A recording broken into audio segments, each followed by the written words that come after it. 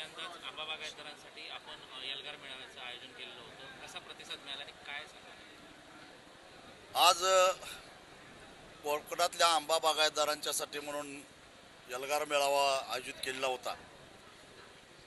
त्याला खरोखरच सुखद असा धक्का मला बसला आणि प्रचंड असा प्रतिसाद मिळाला. मला सुद्धा एवढा प्रतिसाद अपेक्षित नव्हता. यावरून कोकणातला शेतकरी किती दुखावलेला आहे, किती अडचणीत आहे, संकटात आहे हे लक्षात येतं. हॉल भरून आम्हाला परत पर्यायी व्यवस्था करावी लागली. सरकारनं खरं तर आत्मचिंतन केलं पाहिजे, परंतु शासन व्यवस्था अजून जागी झालेली दिसत नाही आहे. आज या एल्गार मेळाव्यामध्ये जे ठराव झालेले आहेत त्यातलं सगळ्यात महत्त्वाचा म्हणजे म्हणतात 10%, पण मी प्रत्यक्षामध्ये कालपासून अनेक बागा बघितल्या, 5% सुद्धा फळ दिसत नाही ही स्थिती आहे.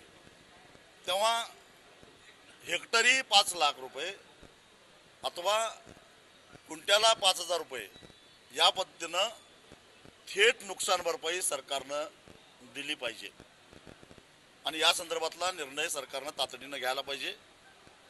त्याचबरोबर ज्यांनी पीक कर्ज काढलेलं आहे आंब्यावर, ते कर्ज तातडीनं गोठवून येणाऱ्या 30 जूनला शासन 30 जूनच्या आत जो कर्जमाफी जाहीर करणार आहे त्याच्यामध्ये हे थकीत नसलं तरी सुद्धा आंब्याचा समावेश करून ते संपवावं आणि ज्यांनी कर्ज काढलेलं नाही त्यांना NDRFच्या निकषाच्या चौकट नुकसान भरपाई द्यावी.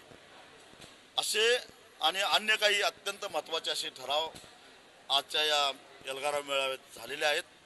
व्यापाऱ्याने जर का शेतकऱ्याला त्रास देण्याचा प्रयत्न केला वसुलीसाठी, तर वेळप्रसंगी कायदा हातात घेऊन स्वाभिमानी शेतकरी संघटना त्या व्यापाऱ्यांना नीट करेल. तीच परिस्थिती कीटकनाशक आणि बुरशीनाशक विकणाऱ्या कृषी सेवा केंद्रवाल्यांनाही इशारा देतो. भरमसाठ नफा कमवून तुम्ही आतापर्यंत कमावलेला आहे, आता यावेळी जरा सबुरीनं घ्या, शेतकऱ्यांना तगादा लावू नका. हा दिलासा या मेळाव्याच्या माध्यमातून आम्ही दिलेला आहे. येत्या 12 मार्चला आम्ही 20 दिवस सरकारला निर्णय घ्यायला वेळ दिलेला आहे. 12 मार्चच्या आत सरकारनं ठोस भूमिका स्पष्ट करावी. विधानसभेचं अधिवेशन होतंय, अर्थसंकल्प मांडला जातोय. अर्थसंकल्पाच्या भाषणामध्ये कोकणातला शेतकऱ्याला आम्ही वाऱ्यावर सोडणार नाही, एवढ्या कोटीचं पॅकेज आम्ही जाहीर करतो असं अर्थमंत्र्यांच्या भाषणामध्ये जर आम्हाला ऐकायचं आहे. अन्यथा 12 मार्चला सिंधुदुर्ग जिल्हाधिकारी कार्यालयाला प्रचंड मोठा महामोर्चा काढायचा निर्णय आम्ही आज घेतलेला आहे. आणि त्या महामोर्चानंतर एक दिवस मोर्चा काढला म्हणून नव्हे, तरीसुद्धा जर का याच्यातून काही उत्तर सुटलं नाही तर त्याच्यानंतर त्याच दिवशी आम्ही तारीख जाहीर करू. मुंबई गोवा राष्ट्रीय महामार्ग बेमुदत आम्ही रोखून धरू.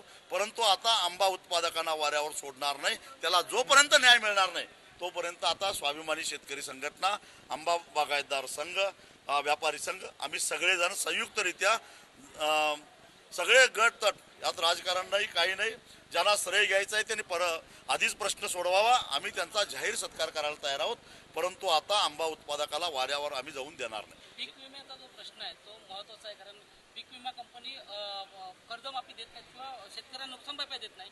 कशा प्रकारे त्यावर तुम्ही आवाज उठवला? या पीक विमा कंपन्यांच्या विरोधात गेली 7-8 वर्ष आम्ही सातत्यानं संघर्ष करतोय. प्रचंड भ्रष्टाचार, प्रचंड बजबजपुरी आणि फसवाफसवी या कंपन्या करतात.